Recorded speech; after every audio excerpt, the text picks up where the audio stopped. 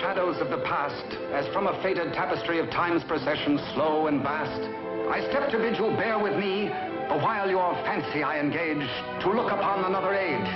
An age when on the human tide the plumed wave of chivalry rose to its summit, sweeping wide across a nation's mighty sea. France never shone a brighter power than in this high, romantic hour. So come with me to France of old, to fiery days when hearts beat high, when blood was young and hate was bold, and sword crossed sword to do or die. For love and honor gloried then, and friendship reached its peak with men. Friends were friends in those brave days. Athos, Porthos, Aramis, aye, graved our hearts with a mystic phrase, bound our lives with a mystic tie. Come, stir your soul with our ringing call of all for one, and one for all. Come on, come on, come on!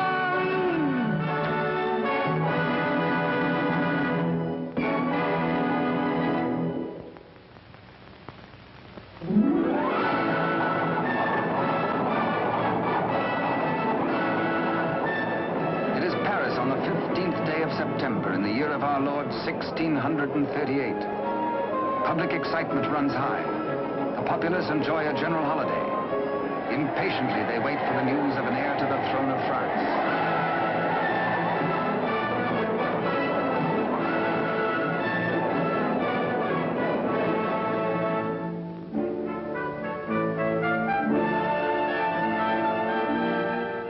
His Majesty Louis XIII, King of France. Maintaining his royal authority through the wits of others, he is himself weak and vain and lives in the oily smiles of a small circle of favorites. But the court is alive with intrigue. There are parties within parties, conspiracies beyond conspiracies, plots and counterplots.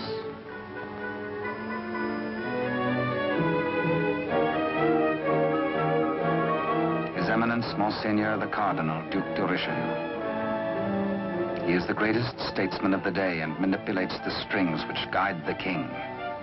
His is the real power, subtle, cunning, and often ruthless. Still no one questions his devotion to the glorious kingdom of France.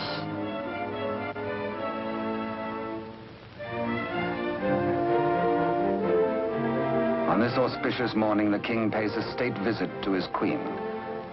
It is the custom for the sovereign and his courtiers to attend the expectant royal mother until his child is born.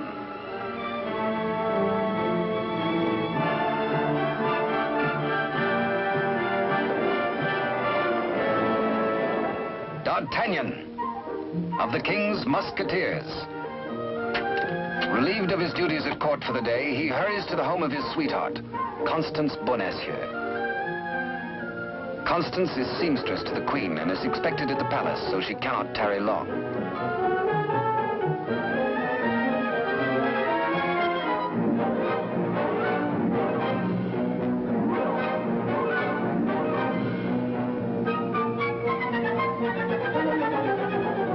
Even the most eager lover, by error, can sometimes kiss a miss, or miss a kiss.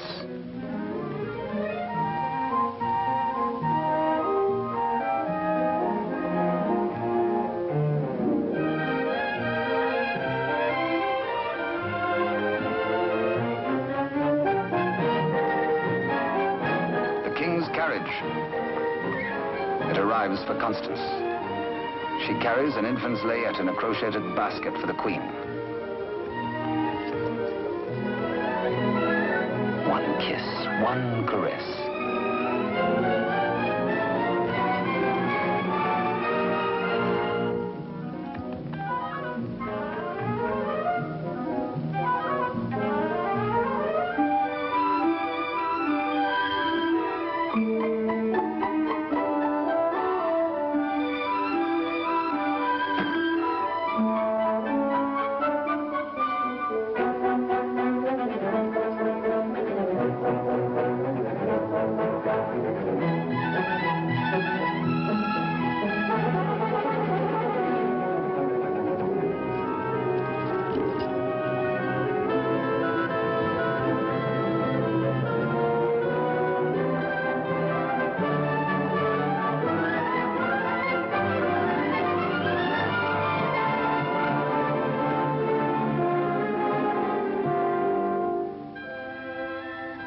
kiss truly is a delicate plant requiring privacy to grow into a tender blossom, the dream of all lovers.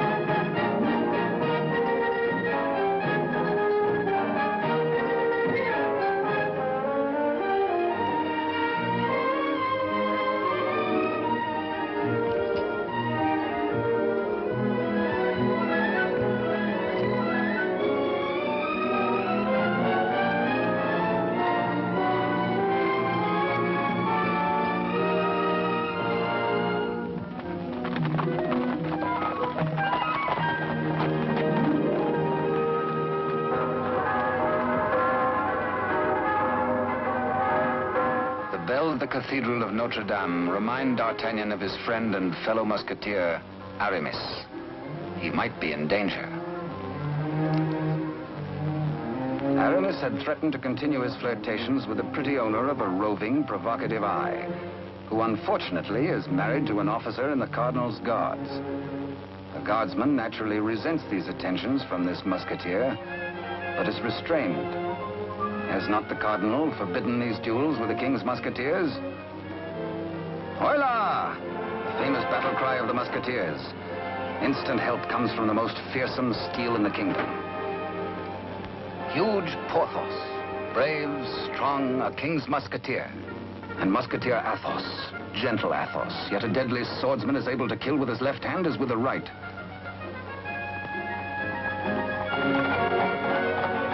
D'Artagnan! The battle is forming. The Cardinal's Guards. This is no private fight then, eh? The Musketeers against the Cardinal's Guard. It started before D'Artagnan was born. And what are the odds? 1, 2, 3, 4, 5, 6, 10 guards to 4, 5 to 2, 2.5 to 1? Too simple. Draw your skewer, Monsieur Half Guardsman. Let's measure half a point.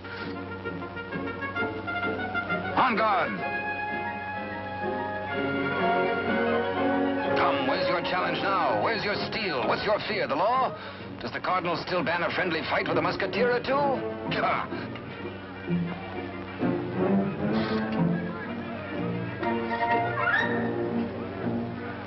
Porthos, as always, is thirsty.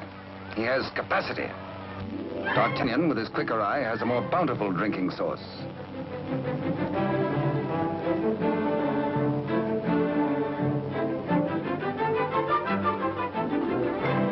Porthos can put out a hand and pick up the pot he's slavers for. Why waste energy walking? Come, driver, come inside with us.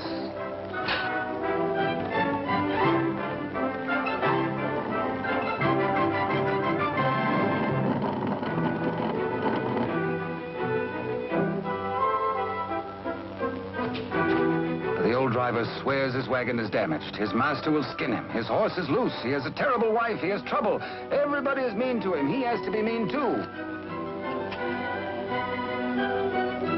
Ha ha! Now, take your temper out on me, good friend. Now, feel better? Now we can talk. I'll win you the price of your horse and more. Come, guardsman, I challenge you to game. This is not forbidden you.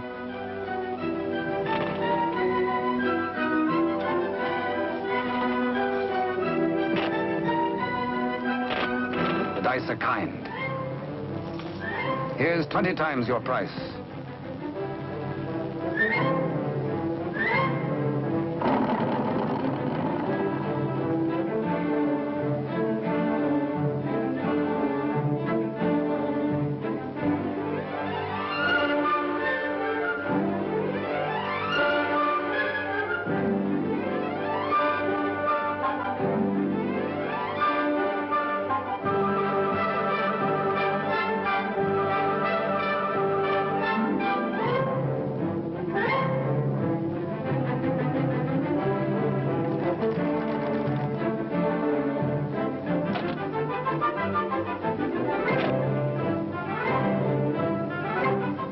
Riding high, D'Artagnan returns to the dice game.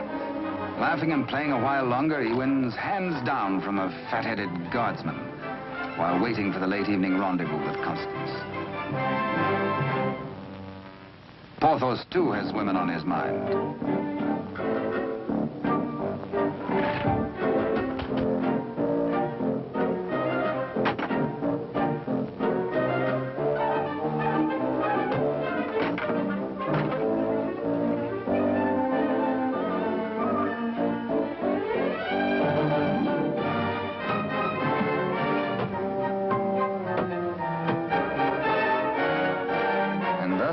The only battle the Musketeers ever lost in fair fight. Of course, it has to be with a fair six.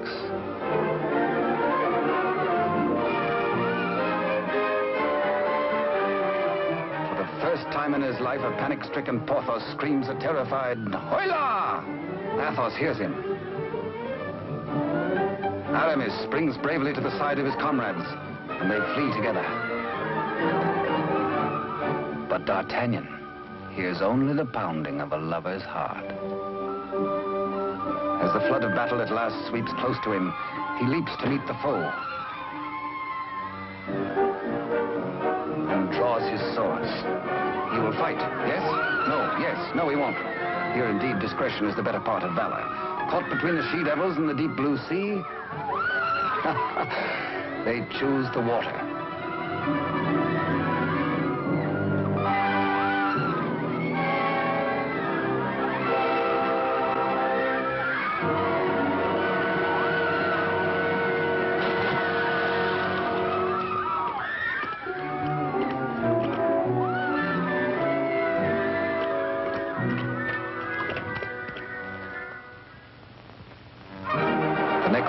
The city is in ferment. The pressure beyond the gates is so great that the people are admitted to the courtyard.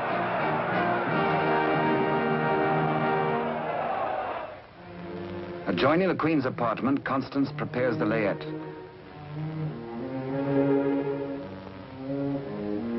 She is informed by Father Joseph, the Cardinal's trusted henchman, of the imminence of the royal birth.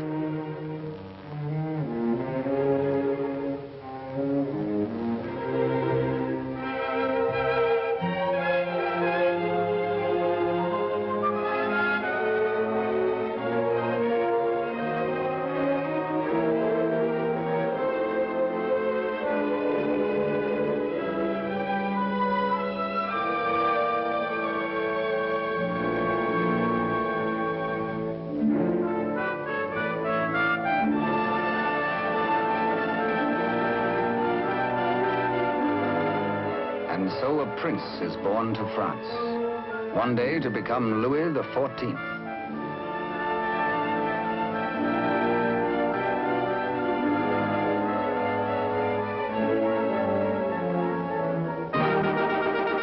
By ancient custom, his royal father presents him to the people.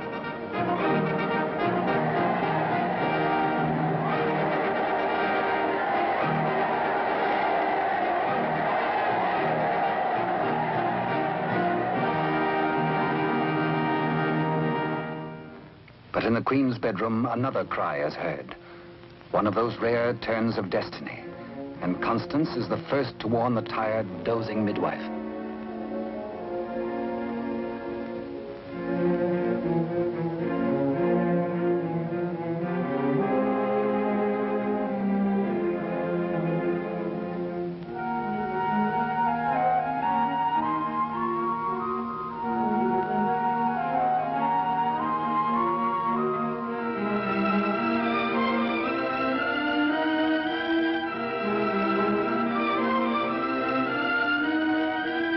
Father Joseph grasps the vast consequences of this extraordinary event.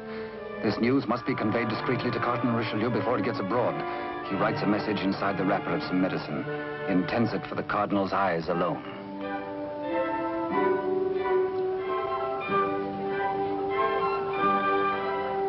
Your medicine, Your Eminence.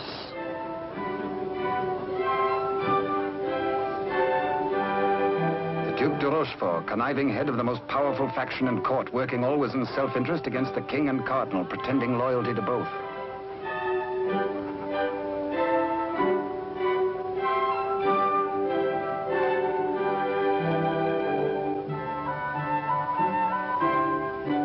necessity for caution on the part of Father Joseph is indeed well-founded.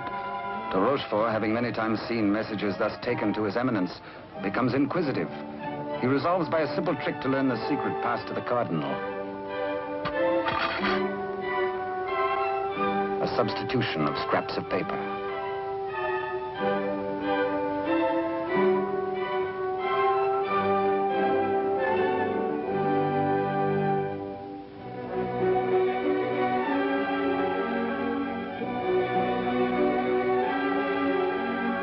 The cardinal realizes that enemies of the regime can do irreparable damage. 2 heirs to the throne. 2 rival parties of courtiers, more quarrels, more bloodshed. Poor France, helpless, torn between 2 factions. The secret of the twins must indeed be forever guarded, if France is to have peace, and if he, the cardinal, is to retain his power.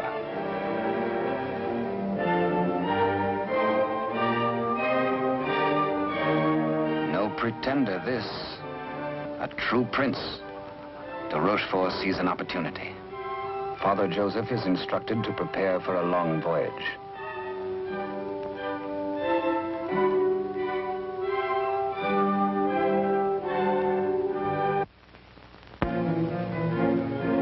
The cardinal has a plan. He sends a page to summon de Rochefort.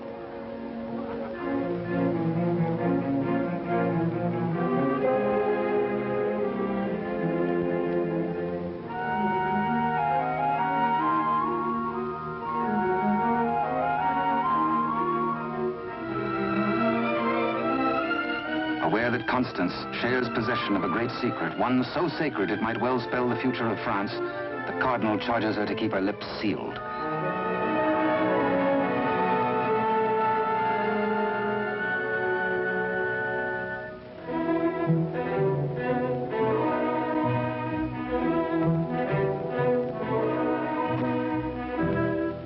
Richelieu entrusts the wily de Rochefort with Constance's safety.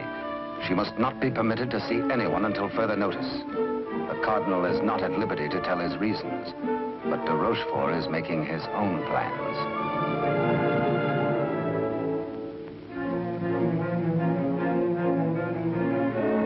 In accordance with the cardinal's command, Father Joseph, accompanied by the midwife, secretly takes the twin away to the Spanish border. The child shall be raised as a commoner with no knowledge of his royal birth.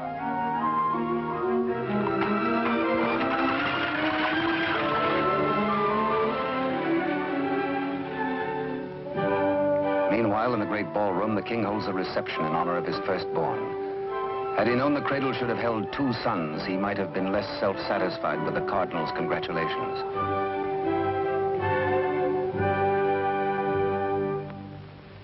To the notorious Milady de Winter, de Rochefort comes to reveal this chance of fate. The future of France may be in their hands.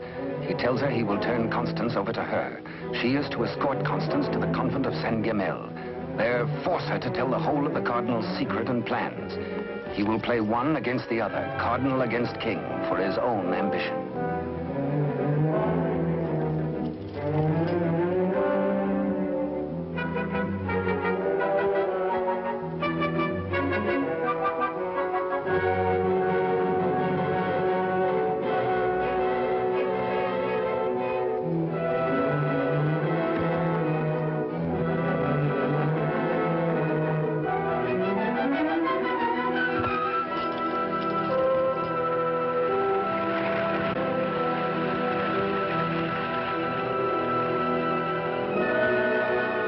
Constance to be...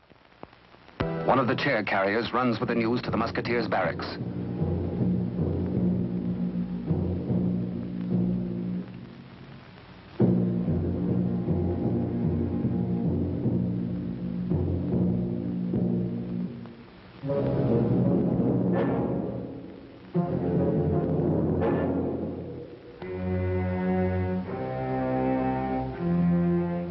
D'Artagnan, wake up!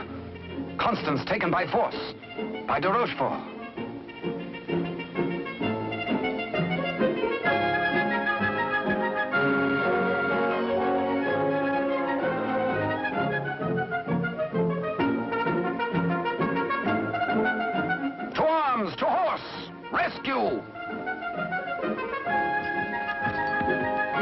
All for one and one for all, and hang the tack.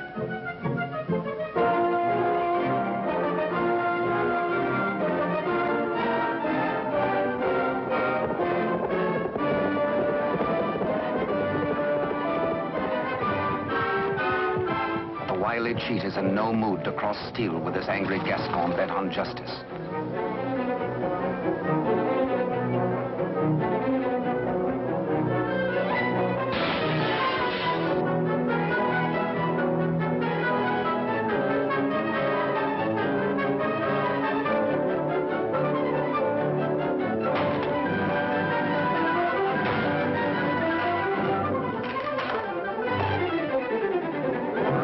Thugs are powerless to help.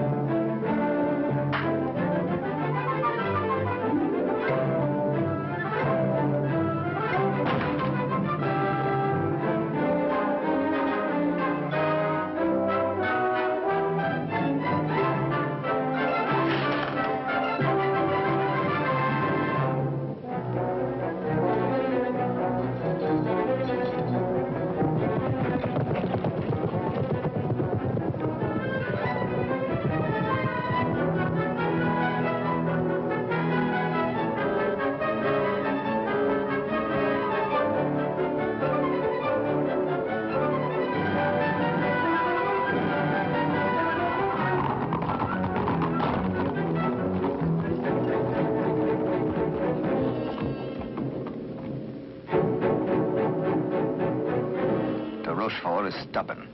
He will not talk. He has to be persuaded.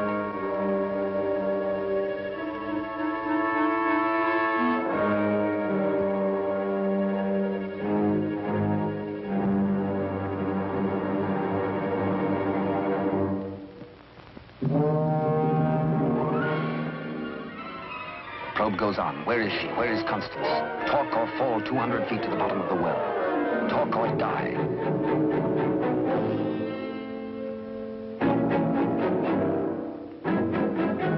Cardinal's guard look on, afraid to act. A strand at a time, steel cuts through hemp. 3 strands of it, and now but 2.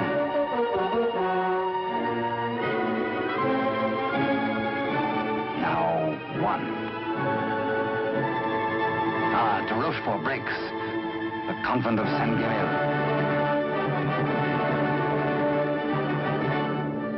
To the rescue!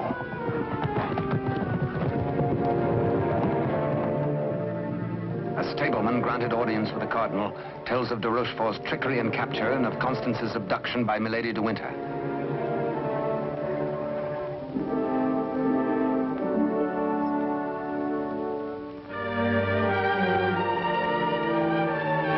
Cardinal Richelieu and his escort reached the well to confront the Duke.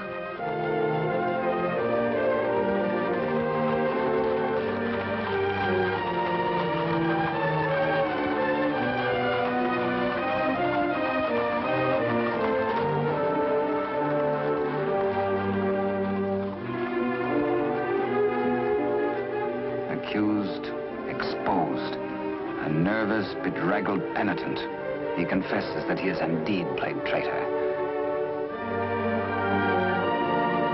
His Eminence breaks de Rochefort, stripping him of his authority and titles, banished from both court and country forever.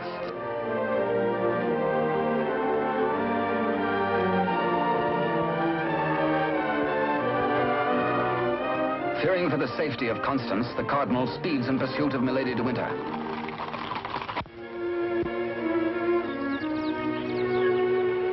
Before dawn the next morning, the convent of Saint-Guerre.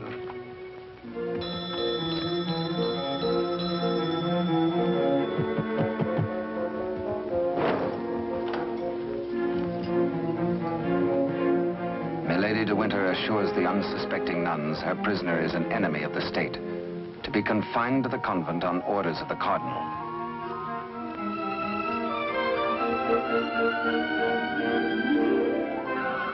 The banished de Rochefort, smarting under his humiliations, lingers in Paris. All is not lost.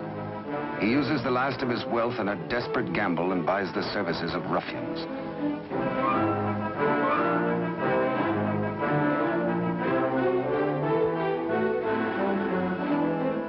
Pursue the cardinal and assassinate him.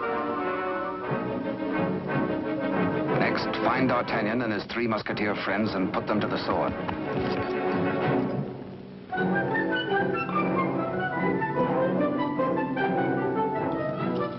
Rochefort still dreams of himself in terms of the most powerful man in France. The path to power is open if Milady de Winter secures the secret from Constance.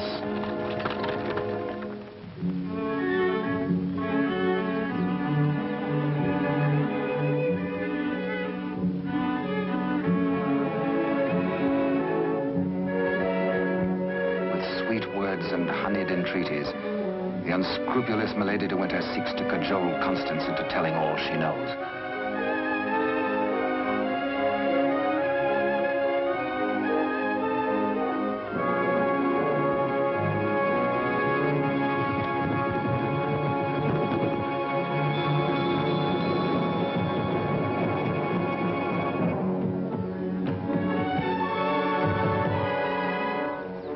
No, Constance Bonacieux is not here. But he hears her voice.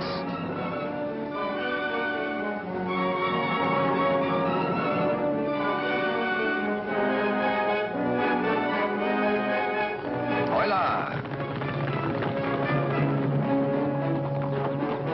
One for all and all for one.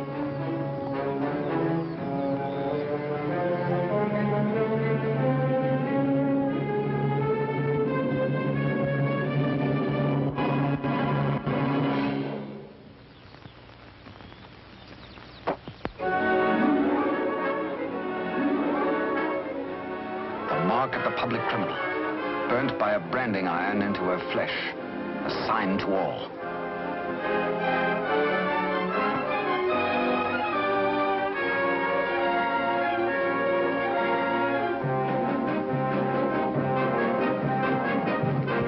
Exposed to Constance as a criminal, Milady de Winter is desperate. If caught thus in a second act of crime, by the laws of France, Milady must face public execution.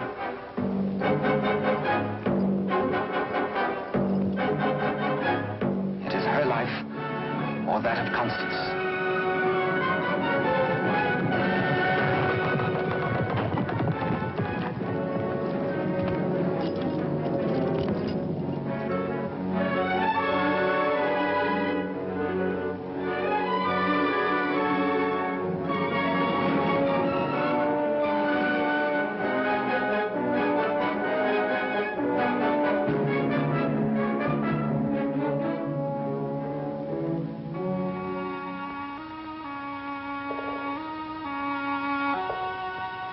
D'Artagnan hears Constance whisper that she loves him above all men. And then she murmurs three words, the other one, the other one.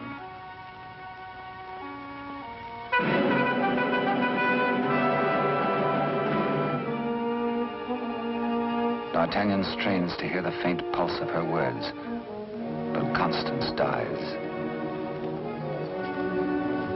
The Musketeers take Milady de Winter to her punishment.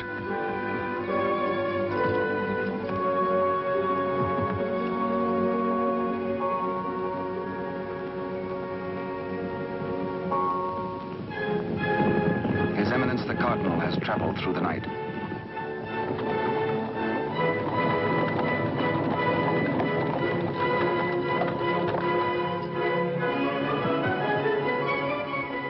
He hears the dreadful news from the Mother Superior. Constance is dead.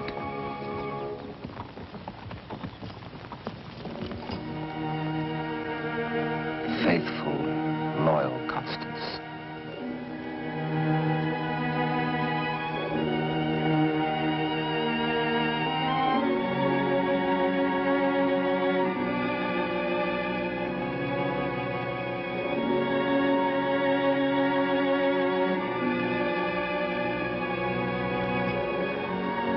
Arrest the murderess, Milady de Winter, and all in concert with her.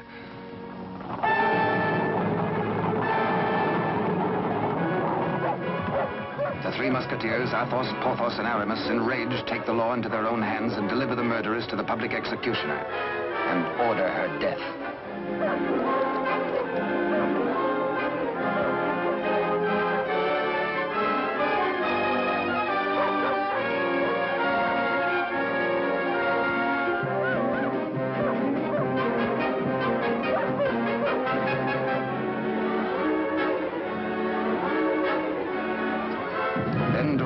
Cutthroats close in on the Cardinal's troop.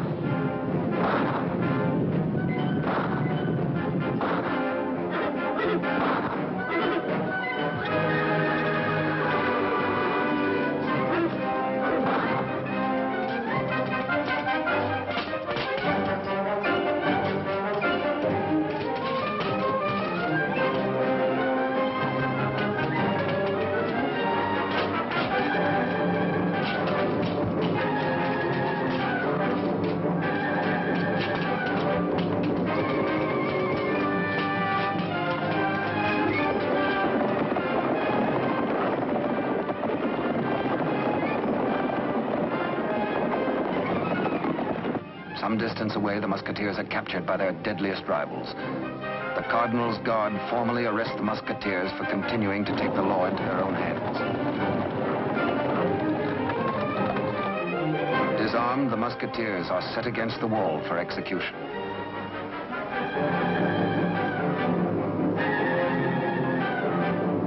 Your guards would take the lives of my friends. Single-handed, they shall have revenge. The Cardinal asks a moment to ponder. Constance dead. A murderess executed. Enough blood has been shed. Now this strife twixt Musketeer and Guard shall end.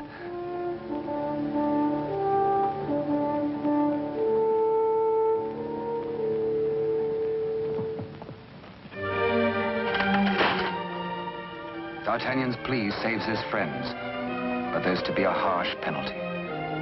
Richelieu's plan concerns the state, and these continuing disputes between his guard and the King's Musketeers. The four Musketeers must separate, never to come together again on pain of death. His judgment, oh, a sorry day. The Musketeers are banished, each to his own province, never to visit Paris again, nor set foot beyond the bounds of his own fields.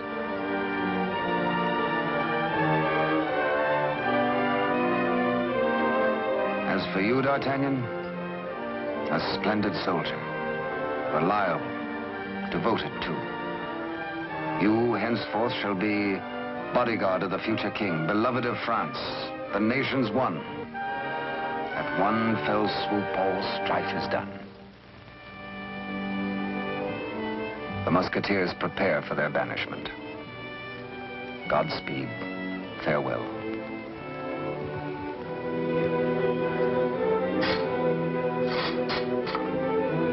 Eternal friendship, it shall not pall.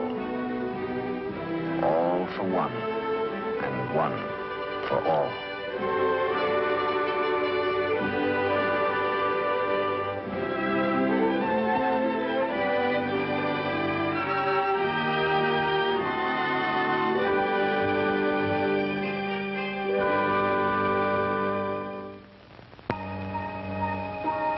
"5 years have passed. France is at peace. The infant prince grows to boyhood. Cardinal Richelieu, driven hard by the responsibilities of high office, lives in semi-retirement. And a royal father educates his son in courtly etiquette.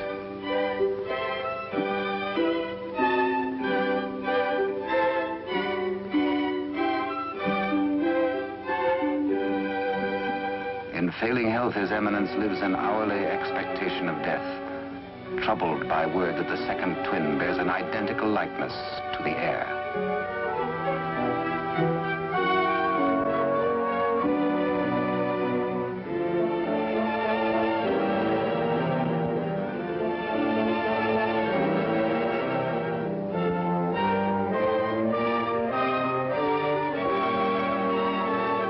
The dangers inherent are obvious and weigh heavily on the Cardinal's mind. He decides he must protect the prince somehow. His Eminence provides that the rightful twin may always be identified from the other.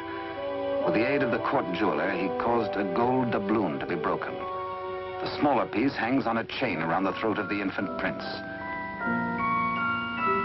And its mate he places about the neck of Captain D'Artagnan.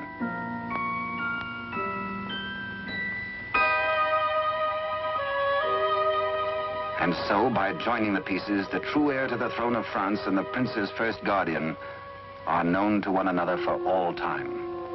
He starts to say, I hold a secret, but the chill hand is upon him. The life spring ebbs, and the great voice is silenced.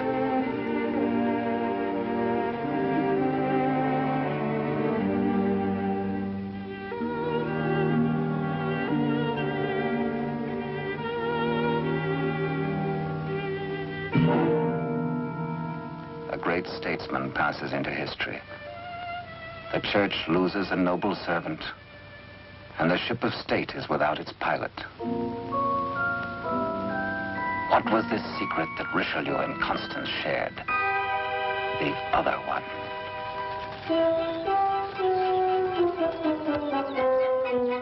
Across the Spanish border, the prince's twin brother is reared by servants of the late cardinal.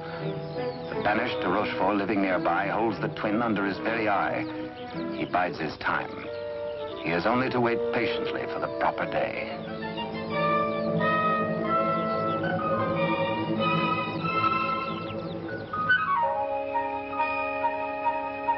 Upon the death of Louis XIII, the heir to the throne, or the Dauphin as he was called, became France's King Louis XIV. Both he and his twin had grown to manhood. The brothers are alike as two peas in a pod.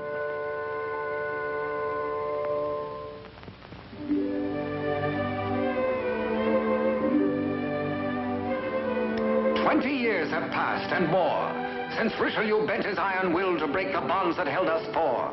But Porthos, Athos, Aramis, I will ride once more. Once more we'll heed the clarion call of all for one and one for all.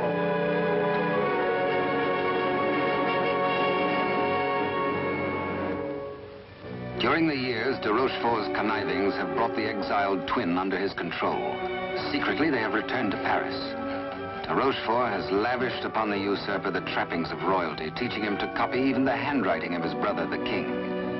Yet the quality of the spirit so generous in the king is replaced in the brother by hatred and viciousness.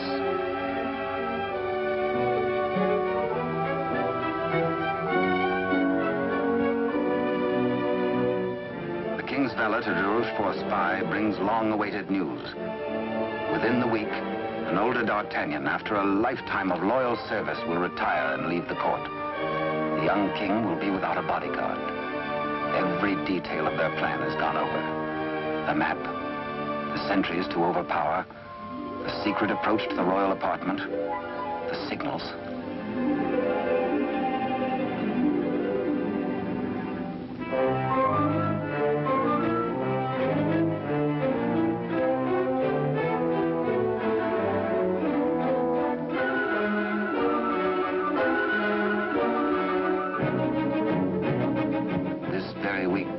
Tells the pretender, you will be His Majesty Louis XIV, King of France. Louis XIV, King of France, spends D'Artagnan's last day in fun and gaiety. The king has applied himself to an education in horsemanship, sportsmanship, and swordsmanship. No two men were ever closer, except they were father and son.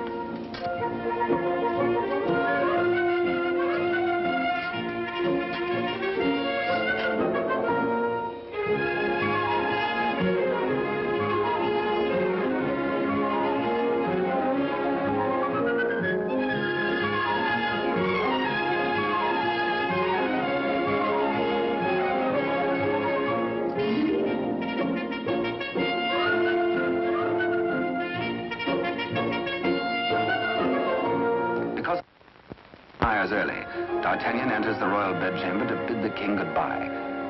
Tonight he feels happy. His service is done. His king is secure. The state is safe. But by some odd premonition, the coins are matched on this final night of parting.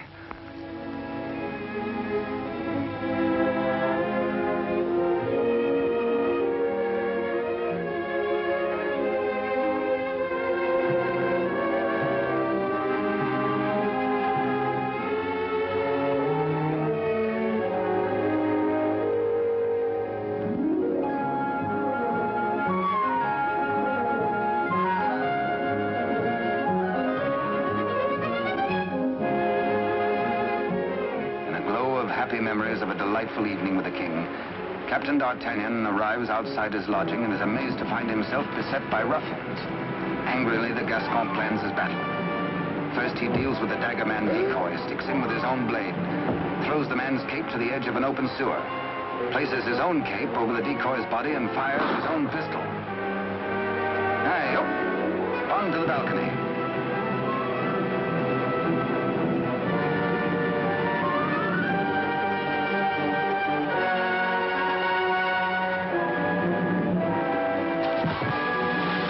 There, they believe, goes D'Artagnan.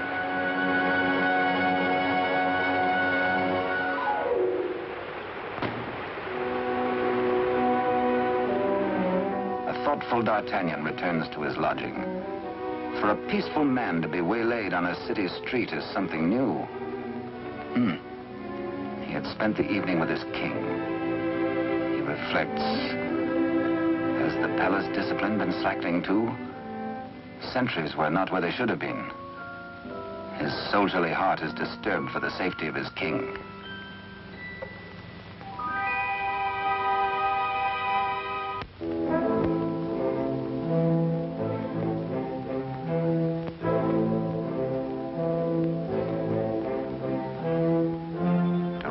Plan is working without a hitch. Sentries at the outer gate have been overpowered. Entry is forced into the inner quadrangle. The palace is entered through a servant's postern leading to long-forgotten cellars. Success. No sound, no word, no warning.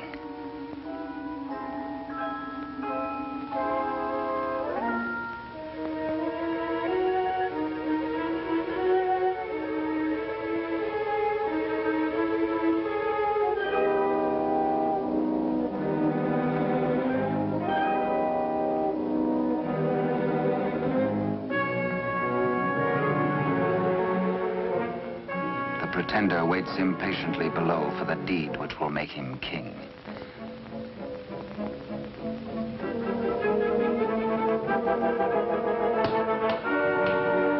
In the anteroom to the king's bedchamber, de Rochefort's maggot awaits his master's signal, ready for the final treachery.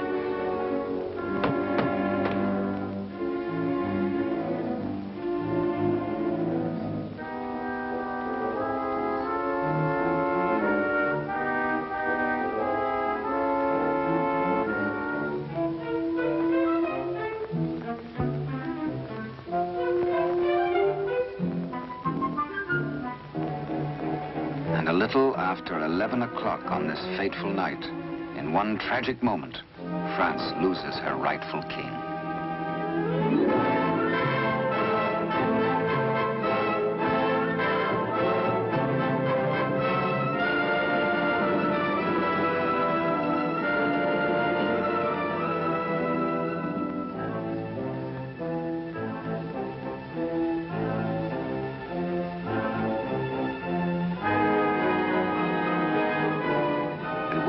Uncertain if he dreams or not, King Louis XIV, surrounded by strangers, looks unbelievingly at a venomously mirrored likeness of himself. The usurper watches his royal brother with a lifetime of hate. De Rochefort's plans have been cleverly checked and double-checked. He means to hold the true king a prisoner as a threat over the head of the usurper should he rebel against his commands. At de Rochefort's order, his cohorts strip the king of his night attire and in exchange dress him in the usurper's clothes.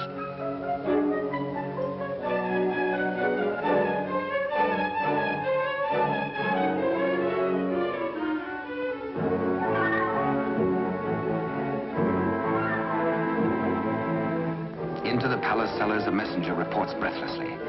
D'Artagnan is dead. His body thrown in the river. Complete triumph at last.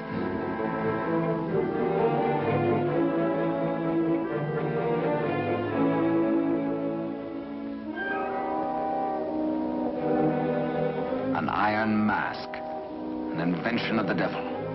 An iron mask, a prison within a prison, is placed over the head of the rightful King Louis XIV and locked at the neck, his countenance concealed from all men.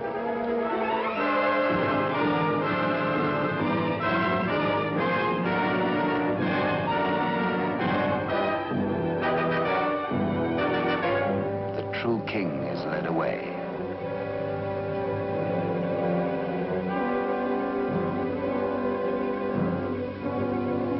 In the quiet of the royal apartments, the true king's bed is occupied by the usurper. Trusted servitors have been spirited away. The twins' lackeys have replaced them.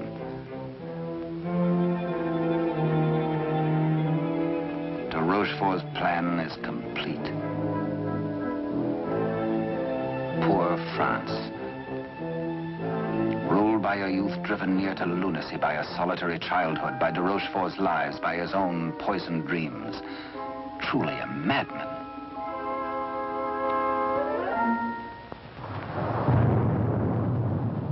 Suffering in human life is proportioned to human strength. When the young king, stupefied and crushed, found himself led a prisoner to a cell in the Château Sainte-Marguerite in the south of France, he fancied at first that death is like sleep and has its dreams. He believed himself to be a spectator, a palpable phantom of his own suffering. A torture the more terrible since it might be eternal. Eternal death. How can I have died? I am a king, yet not a king, enthroned upon a funereal couch. No, no, dear God, do not punish me who have done nothing. Why am I thus punished? Like a cloak, the chill of the dungeon falls upon his shoulders. So dwells the real Louis XIV in a living hell, to remain thus the rest of his days.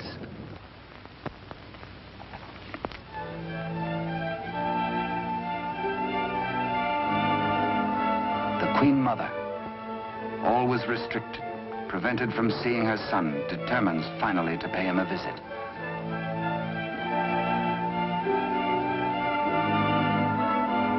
In place of the affectionate and courtly Louis XIV, to her horror, she finds herself repulsed.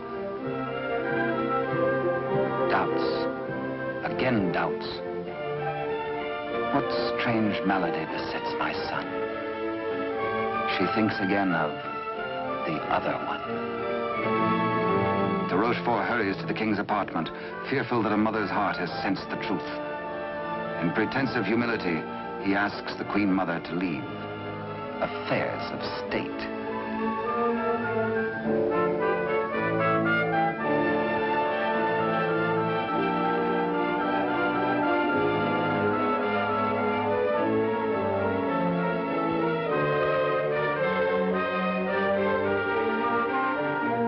De Rochefort is determined. This shall not happen again, and whispers death.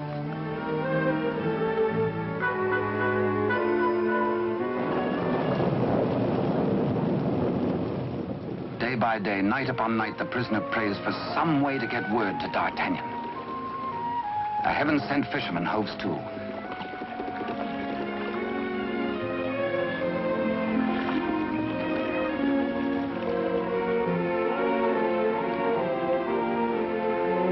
He finishes scratching a message into pewter, and as all good prayers must be, his prayer is answered.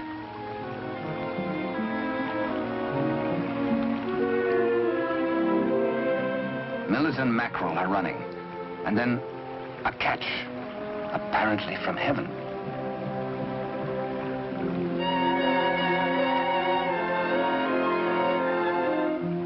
The fisherman reads the name of D'Artagnan, the idol of the nation. A written word, a beloved name, an urgent message. He, a patriot, needs no urging.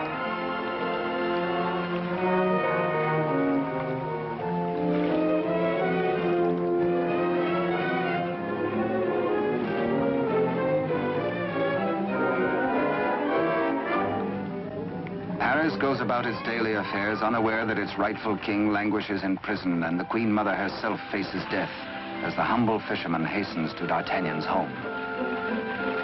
D'Artagnan stays on in Paris, and to his hurt amazement continually finds himself barred from the court. Day by day, week by week, audience with the king has been refused him. The fisherman blurts his weird news. A story hard to believe. A lonely castle which D'Artagnan knows like the palm of his hand. A prisoner in an iron mask behind its bars. But the signature, An etching of a coin that fits his own exactly.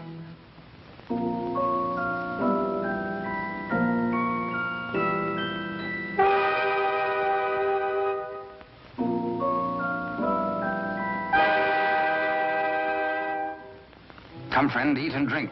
There is business at last for me at the palace.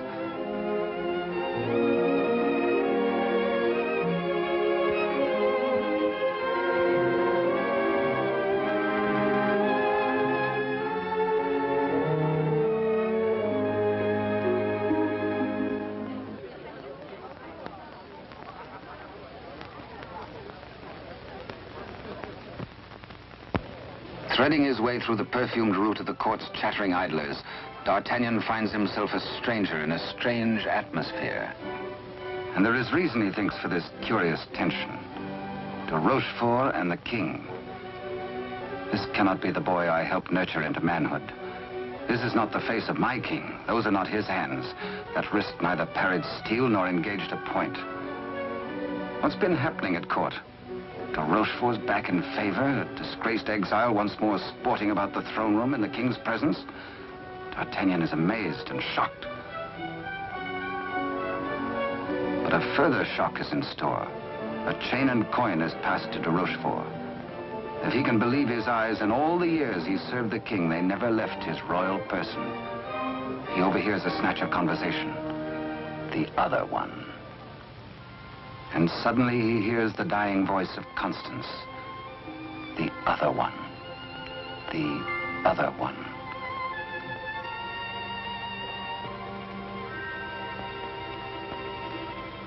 What did she mean? A message signed by the royal coin. A king, not a king. And a court alive with known traitors. D'Artagnan smells a rat. But a rat has seen him and gives warning. The palace guards are alerted. And all exits barred.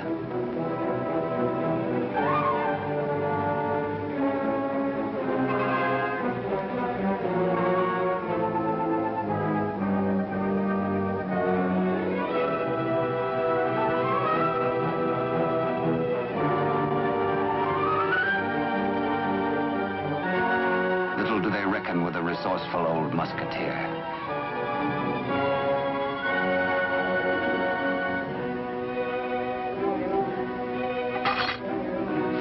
D'Artagnan orders a king's loyal troop to be hurried to meet him at the Château Sainte-Marguerite. Couriers are to be dispatched to his old friends, the Three Musketeers, Athos, Porthos, and Aramis. To arms, musketeers! Your king has need of you. One for all. And all for one. The jig is up. D'Artagnan lives and knows. His pewter plate. Perhaps even now he has reached the prison gate.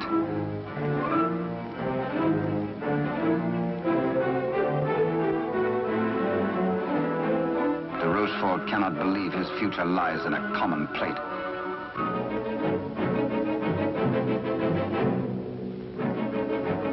Quickly, he resolves to end all doubts. He decides to ride at the head of his troops to prevent any attempt to free the king.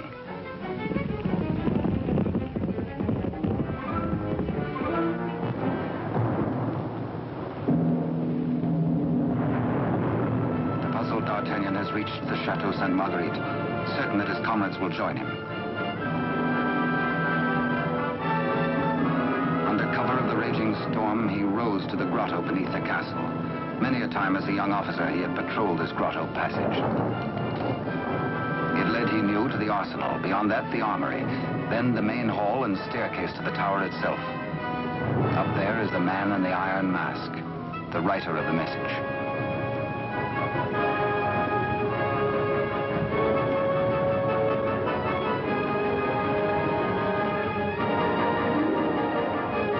To his astonishment, D'Artagnan finds the entrance to the arsenal is newly walled.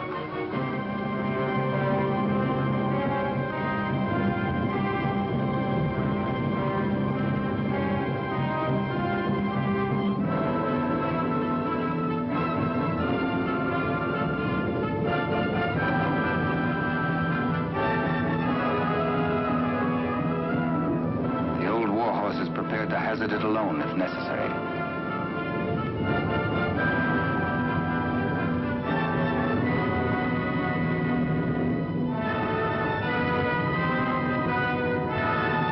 The fisherman returns to the opposite bank to await the arrival of help.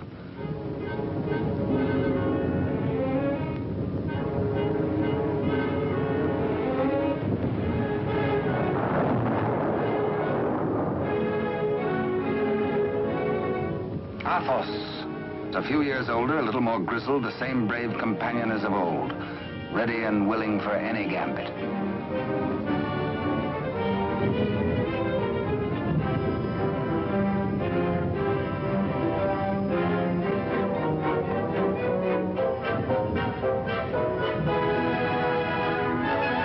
And now Aramis.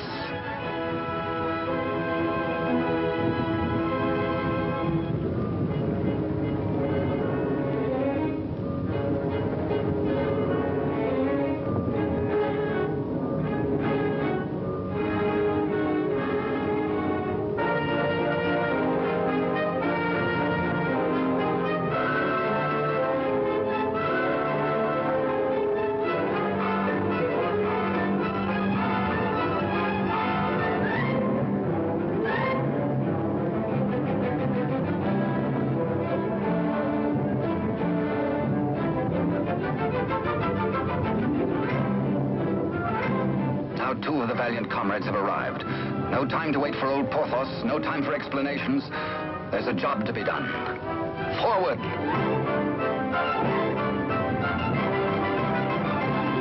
Through the racks of gunpowder barrels to the main hall, and the tower staircase itself.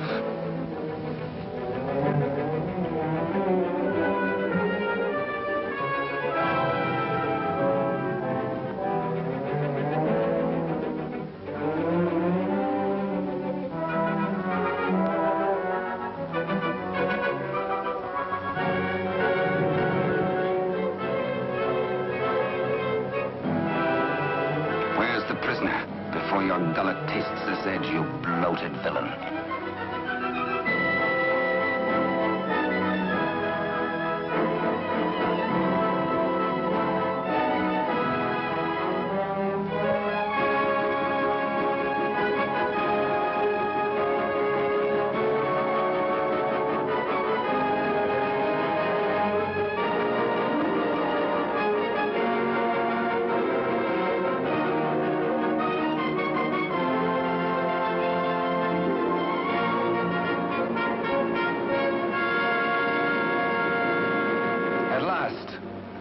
D'Artagnan knows the voice. It is his true and rightful king, Louis XIV, King of France. The castle guards.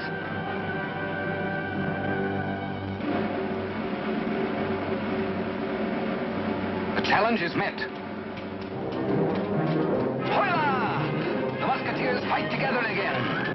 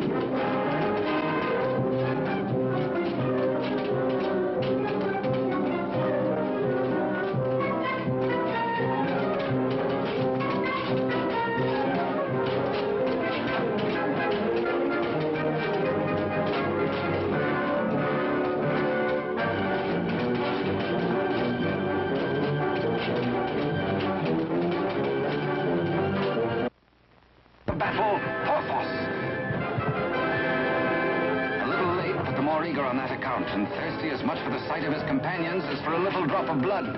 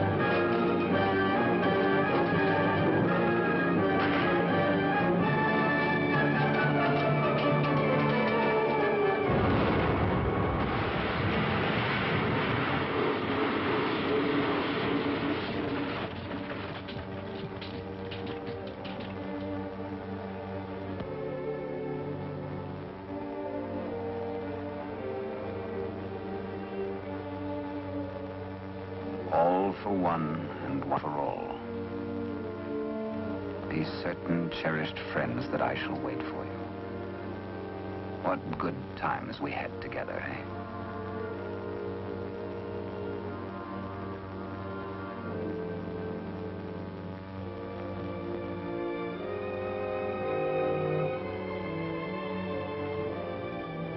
Good Porthos, farewell.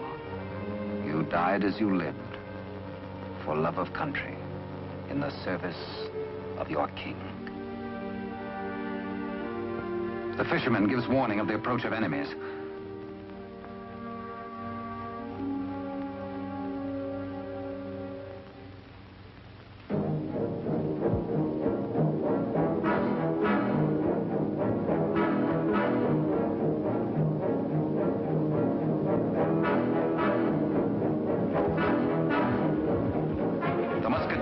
The king and gallop off to Paris.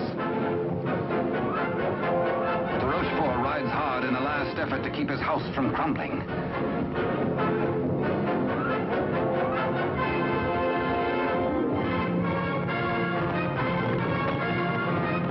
The odds are 10 to 1.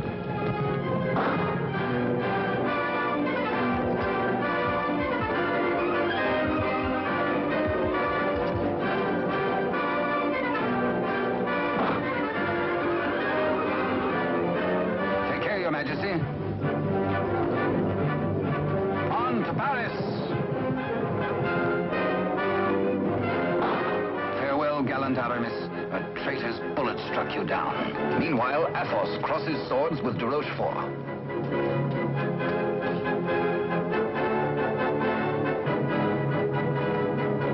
But at the highest price of all, Athos joins his comrades.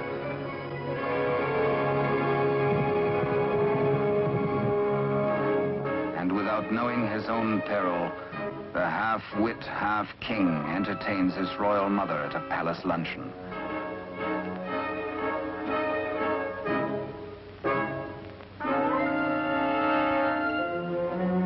Cunningly, he says, a private matter.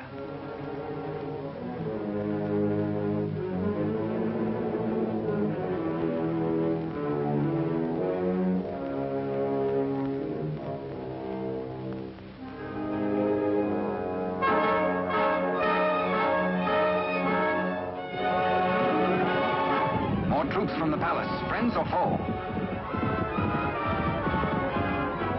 Friends. D'Artagnan breathes relief.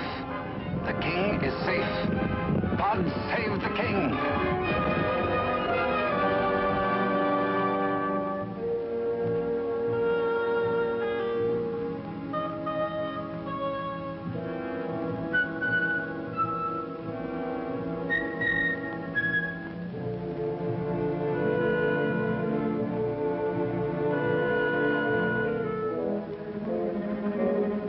The Queen Mother suspects this attempt on her life.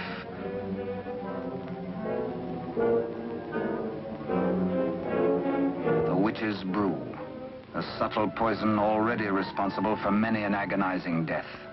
Raise your glass, madam. Drink to your king, to your country, and its illustrious people.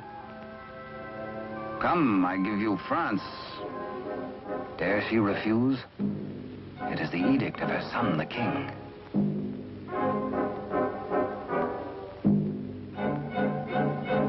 The toast, but a warning cry.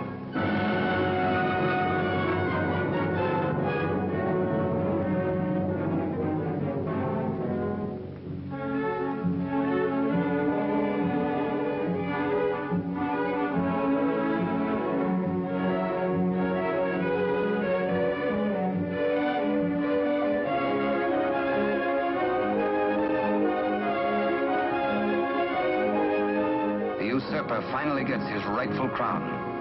De Rochefort's own damnable invention, the Iron Mask. His to the end of his days.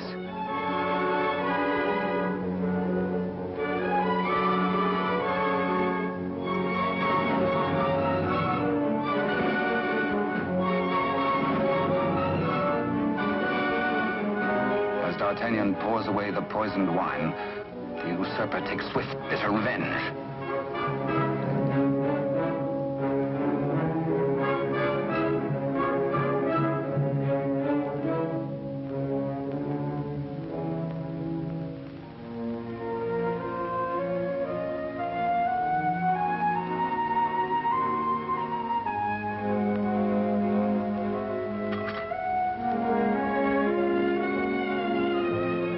D'Artagnan knows himself mortally wounded, but allows no sign to mar the happiness of his king.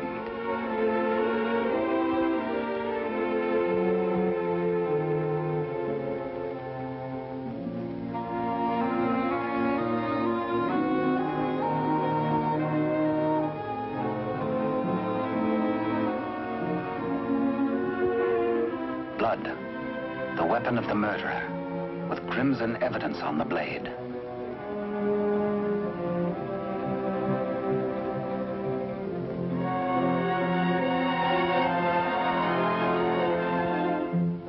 Grateful Louis looks for Captain D'Artagnan to honor him with the baton of a Marshal of France. But where is the Musketeer?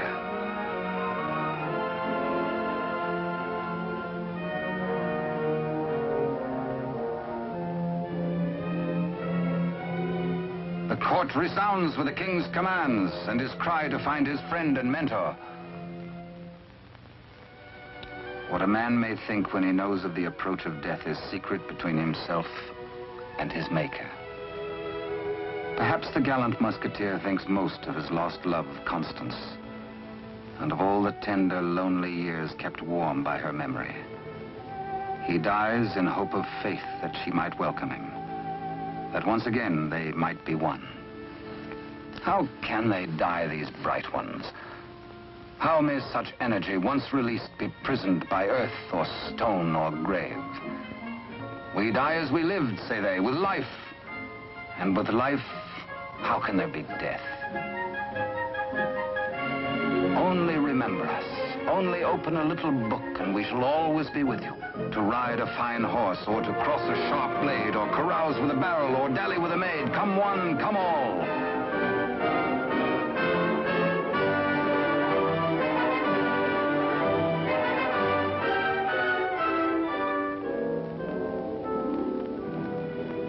And so passed a brave and glorious man, in honor.